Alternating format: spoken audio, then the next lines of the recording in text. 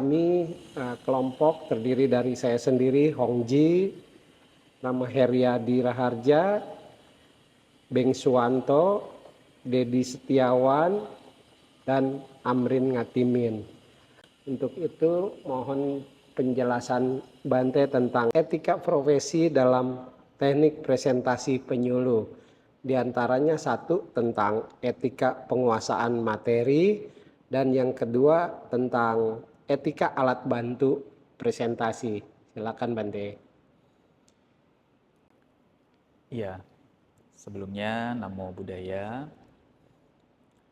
Etika penguasaan materi itu merupakan hal yang penting sebagai seorang penyuluh, apalagi sebagai seorang Pacarika Romo Ramani Pandita.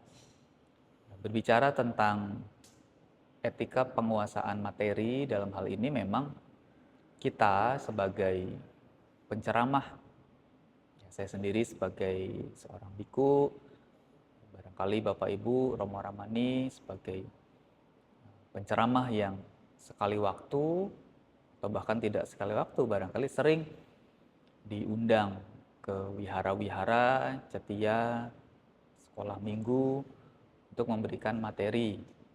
Apakah materi ini ceramah umum, remaja, atau ada juga materi bagi anak-anak sekolah minggu. Dalam hal ini ada beberapa poin yang bisa kita ingat sebagai seorang penceramah. Salah satunya yang perlu kita ingat adalah saat kita memiliki tugas untuk menyampaikan Dhamma Desana, untuk menyampaikan sharing Dhamma, untuk menyampaikan materi, ya, harus kita pahami kita menguasai materi yang akan kita sampaikan. Besok misalnya hari ini hari Jumat, lusa hari Minggu, kita dapat tugas atau punya tugas akan menyampaikan materi khotbah. Nah, kita sudah harus punya persiapan yang matang, yang jelas, kira-kira materi apa yang akan kita sampaikan di hari Minggu nanti. Dan dalam hal Dhamma Desana tentu sesuai dengan nasihat Sang Buddha, apa yang kita ajarkan, apa yang kita sampaikan, sebisa mungkin itu adalah ya Dhamma. Apalagi kalau kita sudah mengutip syair Dhammapada, kita mengutip syair Sutta. Ya, kalau bisa kita betul-betul sudah membaca, ya, sudah betul-betul sudah mempelajari, ya, sudah mencari tahu, menggali kira-kira ya, isi sutta ini apa, latar belakang sutanya apa, disampaikan di mana, ya, kapan, kepada siapa, inti sutanya apa, dan hasil akhir dari setelah Sang Buddha menyampaikan itu apa. Misalnya di beberapa kejadian, para biku yang mendengar, para umat yang mendengar, beberapa mencapai Sotapanna, ada yang mencapai Sakadagami, Anagami, dan Arahat. Jadi kalau kita mengutip sutta, kita harus betul-betul membaca, mempelajari, melihat, kalau bisa membuat ringkasan dulu. Sutta apa? Jangan sampai di awal nih, kan kalau kita ada Dhammadesana kadang mengutip syair, Dhammapada, atau sutta. Kita hanya mengutip aja, tanpa benar-benar tahu secara jelas, tanpa menguasai materi sutta yang akan kita sampaikan. Nah itu nanti ya secara etikanya kita jadi salah. Ya, salahnya pertama kita salah ya, terhadap Sang Buddha. Kita bilang ini khotbahnya Sang Buddha. Ternyata ya, khotbahnya sekian persen, sisanya ya apa yang muncul di kepala. Jadi kita harus punya tanggung jawab kalau kita mengutip satu sutta, satu syair, kita harus pelajari juga dan tahu apa isinya. Yang kedua, nanti kita juga bisa salah kepada audien, kepada umat, kepada orang yang mendengarkan penyampaian kita. Bisa jadi nanti kita menyebarkan ajaran atau pandangan yang salah. Kita bilang ini ajaran Sang Buddha, nyatanya Sang Buddha tidak bilang begitu. Kan kadang terjadi mungkin karena saking sibuknya, ya banyak kegiatan, apalagi misalnya Bapak Ibu Romo Ramani sebagai perumah tangga juga bekerja, ada kesibukan, ada kegiatan.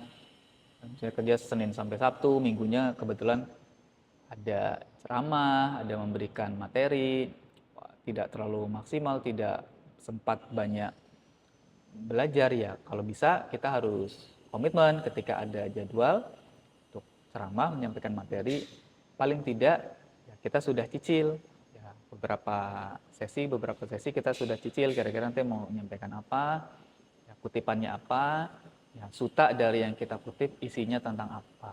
Itu sebagai bentuk etika, sebagai bentuk tanggung jawab kita sebagai penceramah, sebagai biku, samanera, atasilani, romo, ramani, pacarika, ataupun sebagai perumah tangga umat awam.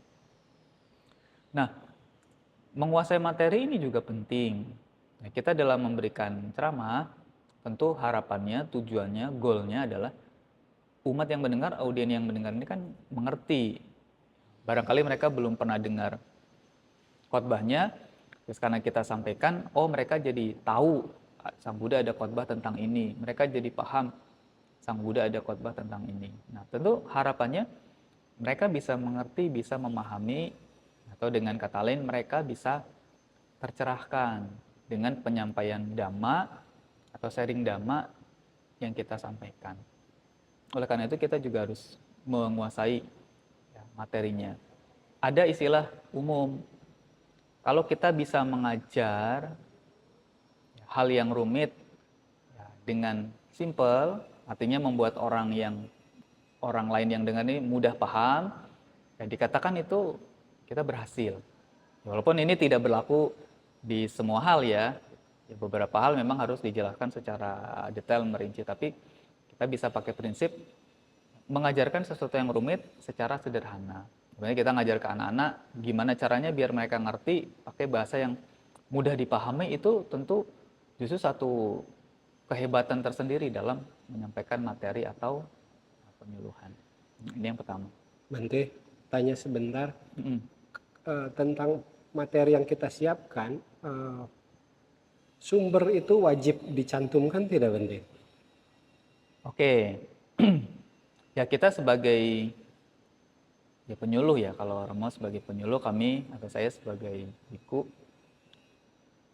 rasanya dan memang sudah sewajarnya, seperti kalau di dunia akademik nih, tugas bikin paper, bikin materi, apalagi nanti bikin skripsi, kalau S2 nanti bikin jurnal, bikin tesis, kan ya sudah sebagai bentuk tanggung jawab kita menyantumkan sumbernya dari mana. Meskipun kan dalam mengutip itu ada dua cara. Ya, mengutip secara secara letterlek, artinya yang sumbernya bunyinya apa, kita tulis apa. Ada juga mengutip dengan cara mengulang dengan bahasa sendiri, ya, atau namanya sintesis. Jadi sebaiknya dicantumkan, disampaikan. Memang beberapa umat akan ada yang mungkin risih karena oh ini suta apa nih, nggak ingat. Tapi beberapa mereka suka. Oh ini di Dhammapada syair berapa, atau di Anguttara Nikaya kelompok berapa, atau di suta apa. Mereka justru kalau yang mendengar ini adalah Romo Ramani juga, atau mereka yang juga sering mengajar juga, itu bisa jadi bahan. Oh Bante ini waktu itu pernah ceramah ngutip suta ini, catat tuh suta apa. Nah suatu saat romonya kebagian sesi ceramah dengan topik yang sama, ingat, oh dulu Bante pernah ceramah ini, sumbernya di sini. Oh coba saya cari, oh benar. Ya akhirnya apa?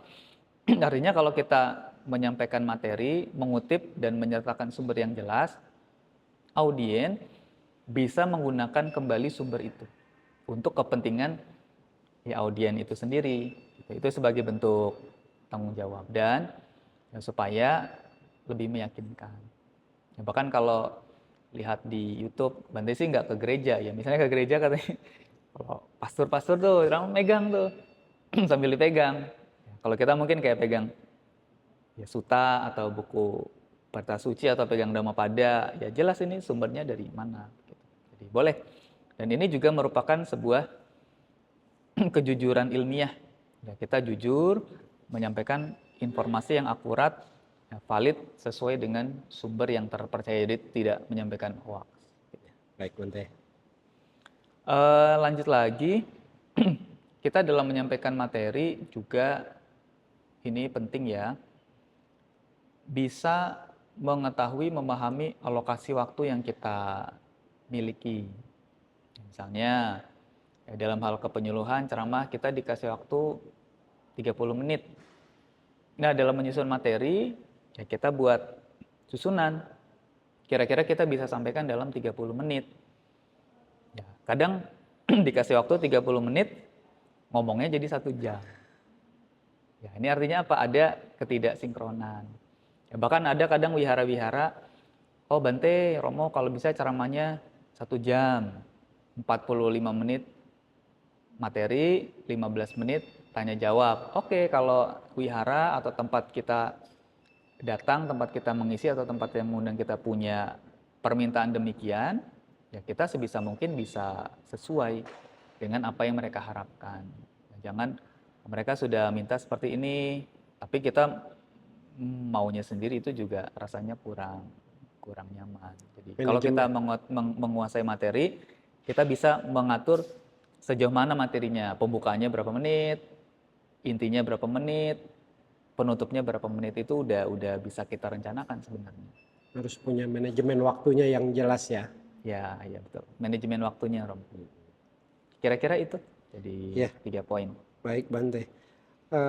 Kalau tentang saat kita melakukan penyuluhan, sebenarnya boleh tidak menggunakan alat-alat bantu presentasi gitu, Bante? Misalkan menggunakan PowerPoint atau lain sebagainya. Bagaimana caranya, Bante?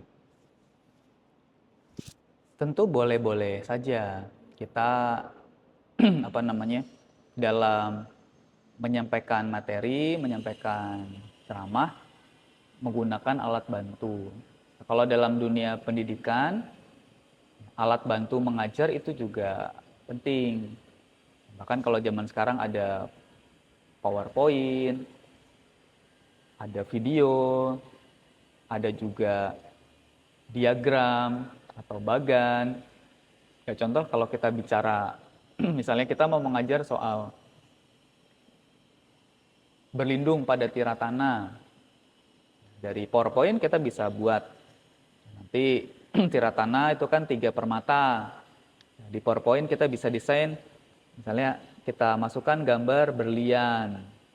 Berlian ini nanti kan artinya apa? Oh, berlian ini artinya permata, ratana. Nah, karena ada 3 berlian, tiratana. Jadi kan audien melihat, oh ratana ini artinya berlian yang berharga. Itu bisa membantu mereka supaya lebih memahami materi yang kita ajarkan. Ya, tiratana, Buddha, Dhamma, Sangga. Saat bahas Buddha, kita bisa munculkan gambar Sang Buddha, misalnya Buddha Rupang, dari berbagai negara, berbagai style, misalnya style di Thailand bagaimana, di Sri Lanka bagaimana, di Indonesia bagaimana. Itu juga nanti bisa kasih sedikit info, meskipun bahasnya soal Buddha, kita bisa ada hiburan sedikit dalam arti informasi yang tidak melulu materi, tapi selingan yang membuat mereka fresh. Terus dalam membuat PowerPoint juga usahakan namanya juga PowerPoint, ya poinnya aja. Jangan PowerPoint cuma copy paste, ya kan Roma ini lagi kuliah ya. Nanti diperhatikan, kadang kalau teman presentasi, ya itu mau cuma dari buku copy paste, jadi ya sama aja, kita lihat PowerPoint tapi kayak lihat buku. Jadi sesungguhnya tujuan membuat PowerPoint adalah alat bantu, ya, di mana di PowerPoint itu ada poin-poin penting dari materi yang akan kita sampaikan. Kalau bisa ditambah dengan visual yang menarik, contoh-contoh gambar yang bagus, dengan tetap mempertahankan estetika dalam desain, itu bisa menarik perhatian dari audiens. Tetapi jangan juga bergantung pada alat bantu. Misalnya nih kita udah saking terbiasanya ceramah pakai PowerPoint. Nah, sekalinya kita diundang ceramah ke tempat, ke wihara yang nggak ada proyektornya, buntu, gitu, macet, mogok, itu juga jangan sampai jadi seperti itu. Kita siap tanpa PowerPoint, Kalaupun ada fasilitas untuk menampilkan PowerPoint, itu juga jadi kekuatan tambahan. Jadi jangan bergantung 100% dengan alat bantu. Di beberapa situasi, alat bantu itu sangat penting. Misalnya mengajar di anak-anak sekolah minggu, remaja, atau mereka yang sulit untuk konsentrasi, ya ada selingan PowerPoint itu bagus. Ada selingan video juga bagus. Misalnya saya sangat berkesan dulu pas masih di rumah, masih kebaktian remaja begitu di wihara, romo-romo atau pemateri menyampaikan materi diselingi atau diakhiri dengan video inspirasi. Itu ada. Jadi dulu kan ada iklan-iklan Thailand yang ya lucu, kadang ada yang lucu, kadang ada yang singkat tapi membuat kita terharu, yang ada pesan maknanya, itu bagus juga. Ya, kita materinya tentang berbuat baik, udah kita sampaikan secara teori, contoh-contoh, ada awalan, ada isi, ada penutup, diakhiri ya dengan video singkat, misalnya tadi, dan yang sesuai dengan tema yang kita sampaikan. Nah, bisa jadi audien atau umat atau orang yang mendengar materi kita lebih ingat sama videonya. Gitu. Karena audio visual kan lebih kuat. Itu ya enggak apa-apa. Meskipun mereka nanti jadi lebih ingat videonya, tapi paling enggak mereka bisa ingat, oh ini contoh. Ya walaupun iklan, ini contoh kalau orang berbuat baik, kira-kira hasilnya akan seperti ini.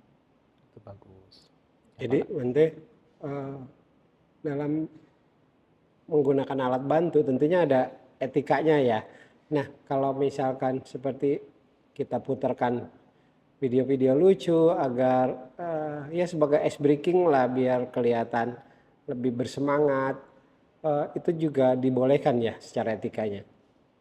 Kita sebagai penceramah harus peka dengan situasi saat kita ada di situ. Misalnya nih, tentu kalau di momen-momen tertentu, puja bakti umum, apalagi yang dalam situasi yang cukup sakral, rasanya kalau kita rasa kurang tepat, kurang pas ya mungkin jangan. Tapi kadang ada situasi-situasi tertentu, misalnya puja bakti, sharing dhamma, remaja, muda-mudi yang ya, non formal, agak meskipun di wihara tapi situasinya agak non formal ya boleh, atau sekolah minggu apalagi mereka kan justru kalau ada video-video mereka jadi jadi segar. Tapi kalaupun di puja bakti umum dan situasi atau kebiasaan di wihara itu juga sudah terbentuk, ya silakan aja. Jadi rambu-rambunya adalah kadang kita perlu ngobrol lebih lanjut dengan pengurus wihara setempat yang biasa mengelola di tempat itu. Jadi jangan sampai wihara tertentu punya kebiasaan, enggak pernah nih ada tampilkan begini, terus tiba-tiba kita tanpa konsultasi, tanpa ngobrol, nampilkan apalagi yang lucu-lucu, yang ice breaking, ya maksudnya dikhawatirkan nanti ada ketidakcocokan. Tapi kalau kita konsultasi, gimana nih saya punya video, oh ya silakan ngomong, ya berarti oke, berarti kalau saya sih lihat situasi, lihat tempat di mana kita akan menyampaikan materi. Iya, baik Bante. Jadi intinya persiapan sebagai penyuluh itu etikanya penguasaan materi juga harus dikuasai tentunya Bante ya. Kedua juga tentang penggunaan alat bantu harus memperhatikan etika disesuaikan kondisi lapangannya gitu Bante ya. Bagian akhir Bante closing buat diskusi ini, silakan Bante. Ya, jadi punya persiapan materi yang cukup, punya alat bantu yang bagus, tentu ini adalah satu upaya Bapak Ibu sebagai seorang penyuluh, ya tentu tujuan kita adalah menyebarkan dhamma. Ya, menyebarkan dhamma meskipun sudah hafal secara materi, sudah didukung dengan alat bantu, sudah dipersiapkan dengan matang, ada satu yang perlu diingat juga, apa? Yaitu ketulusan hati dalam membabarkan dhamma itu jauh melebihi etika. Etika ya yang kelihatan, dengan yang lain bisa lihat nih kita sikapnya begini, oh orang ini etikanya bagus. Tapi dalam menyampaikan dhamma, bahwa ini yang kita sampaikan bukan bukan serta-merta karangan kita pribadi, meskipun ada pengalaman kita, ada ya tambahan komentar kita, tapi ini adalah dhamma ajaran Sang Buddha. Jadi kita harus betul-betul ingat, misalnya kita ceramah dhamma, ya ini dhamma yang Sang Buddha ajarkan, ya sebisa mungkin kita betul-betul mengajarkan ya, sesuai dengan apa yang Sang Buddha sabdakan. Jangan kita bilangnya ini dhamma, ternyata bukan dhamma. Ini juga penting, dan dalam menyampaikan dhamma, kita babarkan dengan penuh cinta kasih, dengan ketulusan hati, ya, dengan harapan mereka yang mendengar ya, bisa mengerti, bisa memahami dhamma ini, dan juga bisa memperoleh manfaat dari dhamma yang mereka dengar, sehingga mereka termotivasi untuk mempraktekannya dalam kehidupan sehari-hari. Jadi penting sekali menjaga hal ini. Baik, terima kasih Bante sudah menyita waktunya dan singkat tapi jelas diberikan pengetahuan tentang etika penyuluh ini. Sekali lagi terima kasih Bante Anumodana.